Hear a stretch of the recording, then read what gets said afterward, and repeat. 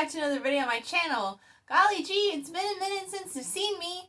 I guess not really, but my last video wasn't really me talking to you guys. It was more of just you guys creeping on my sister cutting my hair. So now that that video's up, check it out. Whoa. Whoa. Whoa. Do you like it? I think it looks good. It's a lot more edgier now, which is also the kind of premise of this video. But I also, before I get into that, I want to show off my nails, girl. Look! I mean, don't ignore the fact that my hands are just kind of gross. Like, yeah, look at that. Ooh. But I got, like, real lady nails. Real hot girl shit. Like the fucking... Ooh, that should be a thumbnail. Yeah, anyway, I'm just tomfooling because I basically have undergone this little makeover.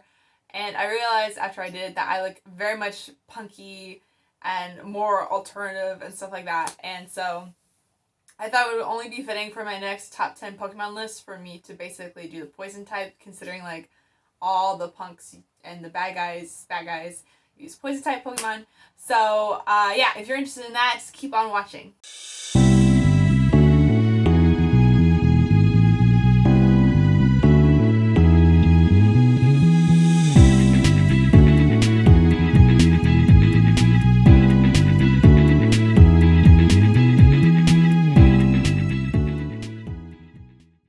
Number 10, we have Nidoking or Nidoking or however you pronounce this name.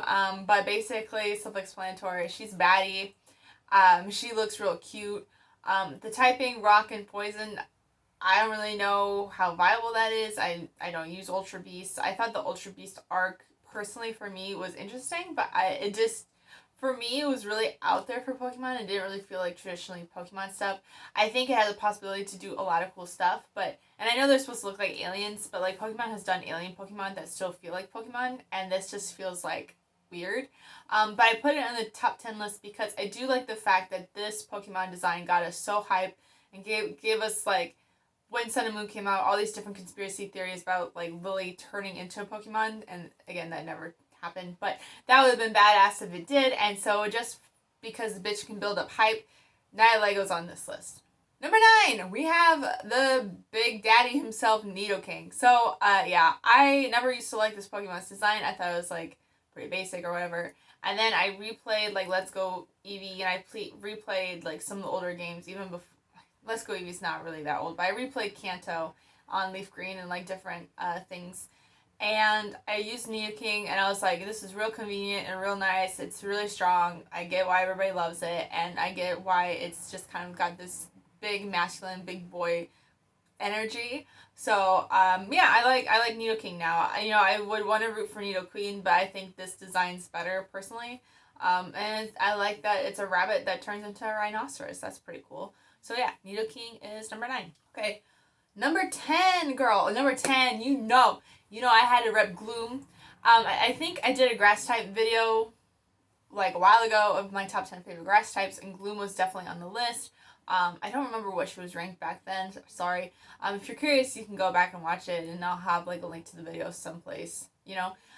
But I love Gloom. I love Gloom's design. I prefer it. And I prefer this middle stage evolution to the beginning and end one, I think, even though Violet Plume's really pretty and Blossom's really cute too. Like Blossom, when I was younger, I thought that was going to be my Pokemon because like I love dancing, and the anime when she's dancing around, I was like, oh, that's me. But I love Gloom, and in the original like anime and like the first season of Kanto, I really liked that episode that kind of really gave spotlight to Gloom. I think it's like that misunderstood ugly duckling type thing, and that was definitely me for the big majority of my life. I relate to Gloom. Gloom, I get your energy.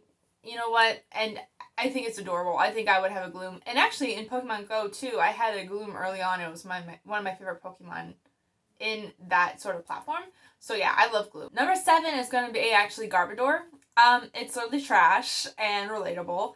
But yeah, I don't know. I like the design. I think this is a controversial one because I feel like in this gen there was a lot of like object Pokemon and stuff like that, and people are like, oh my god, that's not really creative, blah blah blah. But literally, if you look at Muck, it's the same concept. It's literally just sewage trash, and it's like shit. If it's sewage, it's shit. So do you want a shit Pokemon or do you want a garbage Pokemon? You know what I'm saying? But anyway, I like Garbador. I like the concept. I like how big it is. I really liked how in Galar, what's her name, Alina had it as like her signature Pokemon. I thought that was really neat for her to be such like a feminine, well kept lady, for it to literally be trash. I loved the characterization of the story behind that with the Twilight Wings stuff. I think it was in Twilight Wings, but I mean, if you haven't seen that arc or really know of Alina's backstory like that, I think you should look it up. It's really cool. It personalized her for me, and I really like that dynamic. And so ever since I saw it in Galar, I actually liked it a lot more. So that's why Garbodor is here and is number 7. So number 6 is Krogunk and Toxicroak. These Pokemon I just remember from watching the show. Really, I remember that it was one of Brock's Pokemon, and I liked its personality on the show. Hence it's here. I think the concept's really cool. I like the poison frog idea. I'm not really sure why they mixed it with fighting. I'm sure there's a greater lore behind that, and if you guys want me to, I can look at more information on that. But I think the idea of a poison frog Pokemon is a good one. I'd like to see more variations of it, especially if they ever do a region involving like Latin America or Brazil. Like obviously there's a lot you could do there.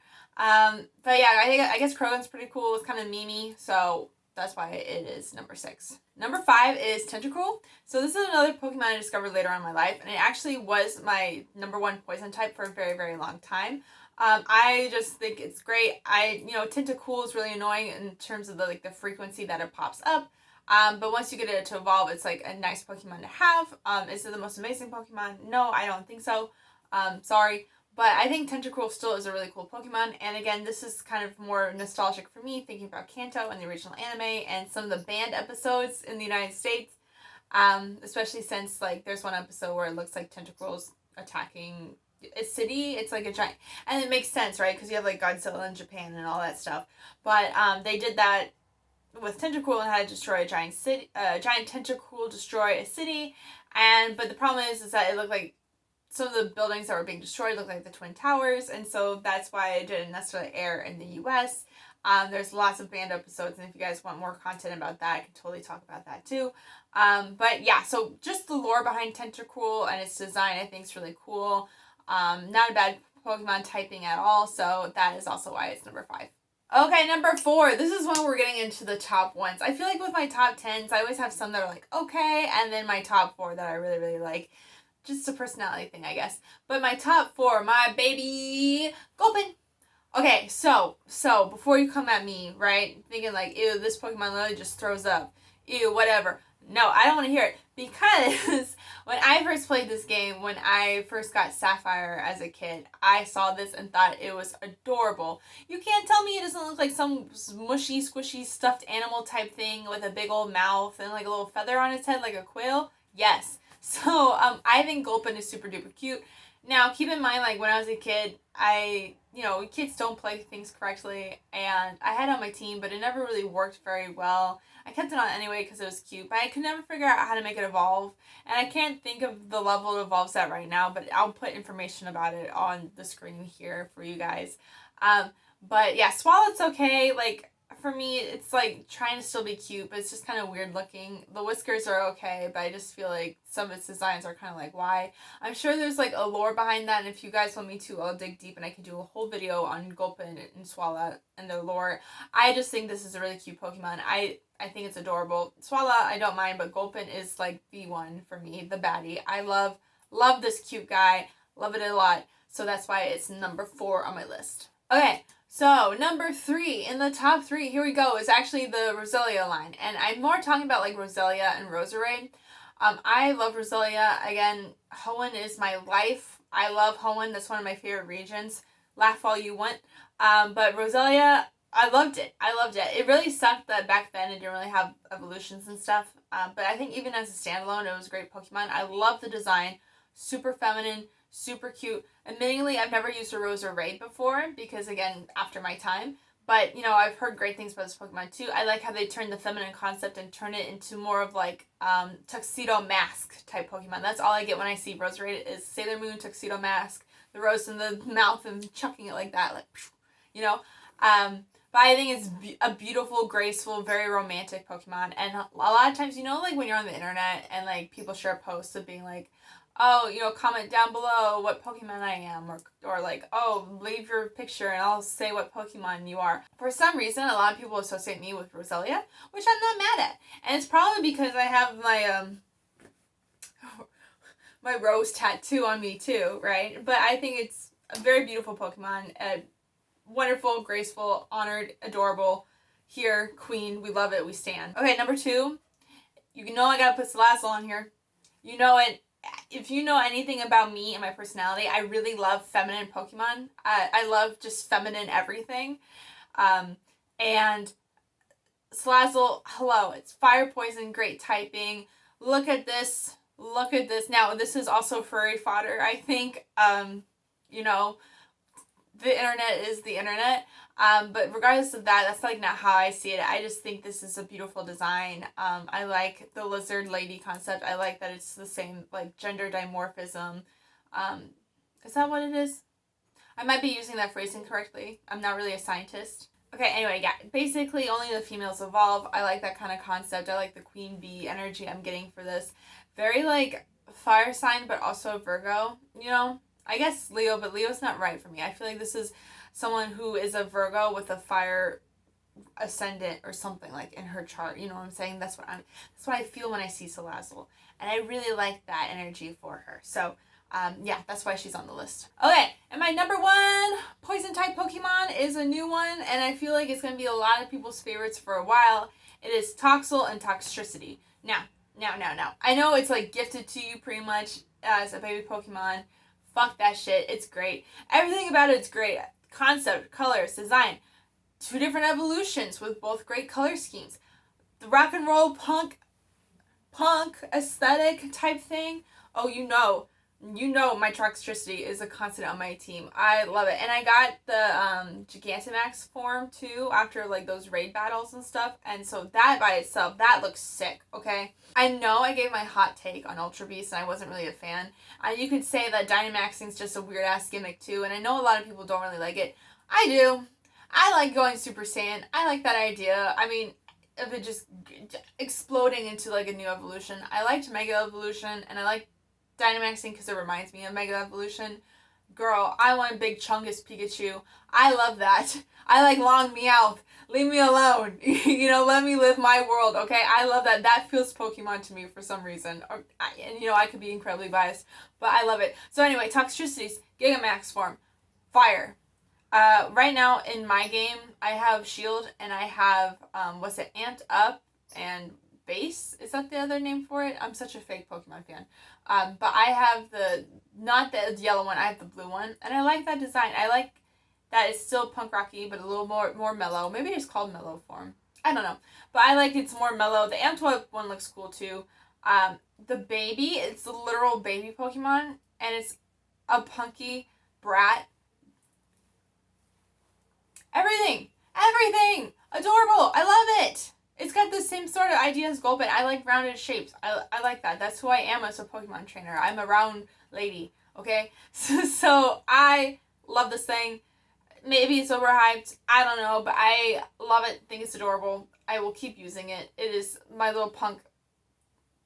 Oh, so good. And here's the thing too, my dad, growing up, my dad played electric guitar, and that's all I heard growing up all the time. So when they have a Pokemon that's just completely around that concept, and I think Galar had a lot of rock and roll type themed Pokemon for some reason, and I think that's really cool.